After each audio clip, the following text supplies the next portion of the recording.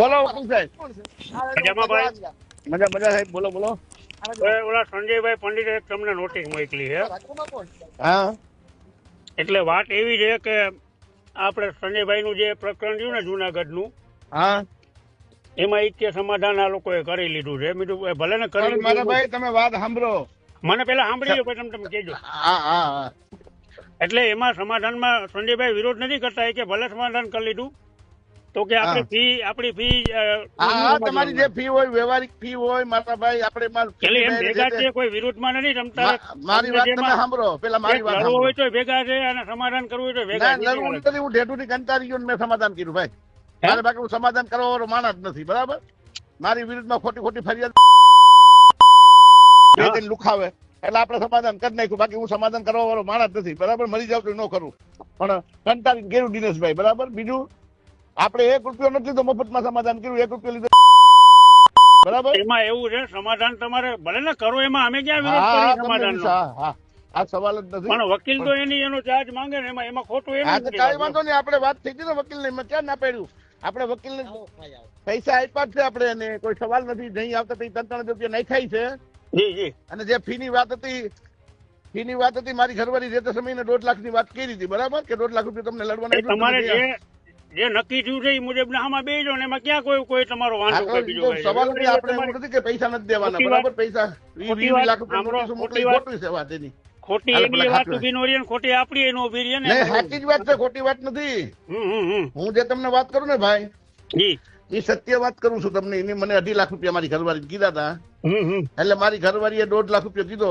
અને જઈ રહી તમે તારીખમાં આવો તો 3000 રૂપિયા આપવાના આપણે, બરાબર. અને આપણે નહીં ખાઈ છે. પણ આ નો સમાજ ને, તમને દુઃખ હોય સમાજ ને ભેગો કરીને કેવું હતું, આ તમે આવો શું નિર્ણય કર્યો? કઈ એફઆઈઆર થઈ એની સામે જો સાંભળો, તમે દુશ્મની જ સામે એવી વ્યક્તિ કરી તમારે લડવાનું થાય. લડવાનું હું ને, લડવા કરતા ઘર પકડી મારી વાત તમે સાંભળો. ભલે હું આવું છું, જે કર્યું એમાં અમને કોઈ વાંધો નથી.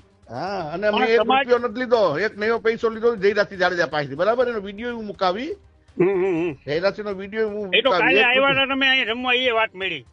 ક્યાં જમવા આવ્યું? અહીં ગોંડલ આવ્યા હતા તમે રાવણભાઈ, એ વાતે મળી એમ તો. ના ભાઈ, ના રાવણભાઈ નથી આવ્યો.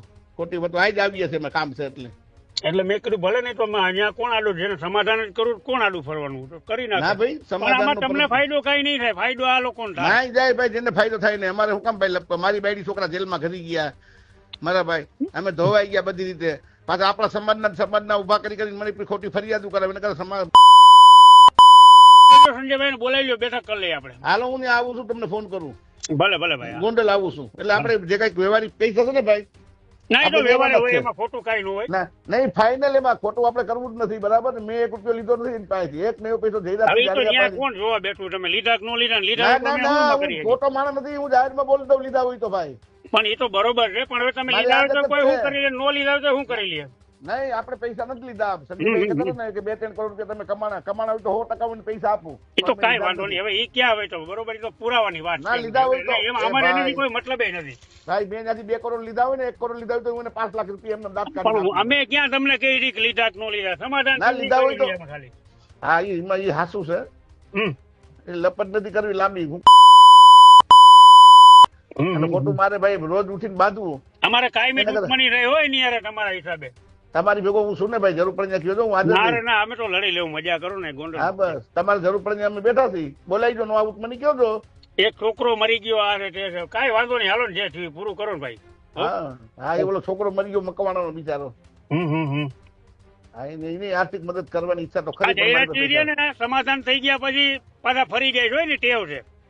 આપણે શું કામ છે? પણ મારી અમે તો જયરાજસિંહ ની આખી નસલ ને ઓળખી છે, એટલે તમે નહીં ઓળખતા હોય, અમે તો ઓળખી છીએ બધી વાત. દિનેશભાઈ રેકોર્ડિંગ થતું હોય તો જયરાજસિંહ ને સંભળાવી દેજો. મને યાદ જ નથી ભાઈ. દિનેશભાઈ આમ કેતા હતા, હું આની નસલ રહી ને ભૂલી જાય છે, એવું છે. હા ઠીક છે, કાંઈ વાંધો નહીં. તમને જે સારું લાગ્યું એમ. ના, એ તો કોઈ સવાલ નથી ભાઈ. અમે તો લડી છીએ, લડવાના છીએ. તમારા કારણે દુશ્મની થઈ લડશું, બીજું શું? મારા કારણે હું દુશ્મની તમારી પહેલાથી જ આવી. મારા કારણે કેમ ભાઈ દુશ્મની? તમારા કારણે દુશ્મની થઈ, મારે કાંઈ નહોતું. મારા કારણે શું કામ કેવરાયું મને? એના કોઈ ગોંડલમાં તમને રાજુ સખિયાને માર્યા હતા. મને ઠીક છે, મારે તો હું તો ગોંડલમાં કોઈ નો જોઈ શકે રાજુભાઈ. અરે ભાઈ આખી દુનિયા કહે છે કે દિનેશભાઈ ને માર્યા હતા. એટલે પુરાવો લઈને આવો તમારે કાયમી આખી તમારી દુનિયા ત્યાં સેવા આખી ચાકરી કરી. દુનિયા વાતો કરે કે દિનેશ પાટણ ને માર્યો. ખોટી વાતો કરો માં કઈ. હું નથી કરતો ભાઈ. હવે કાલે આપણે ભાઈ મળીએ હો. હા આજે જ હું આવું છું તમને ફોન કરું એટલે મળીએ ત્યાં. તમારા હા, ભલે ગામમાં જ આવું છું. ભલે ભાઈ હા.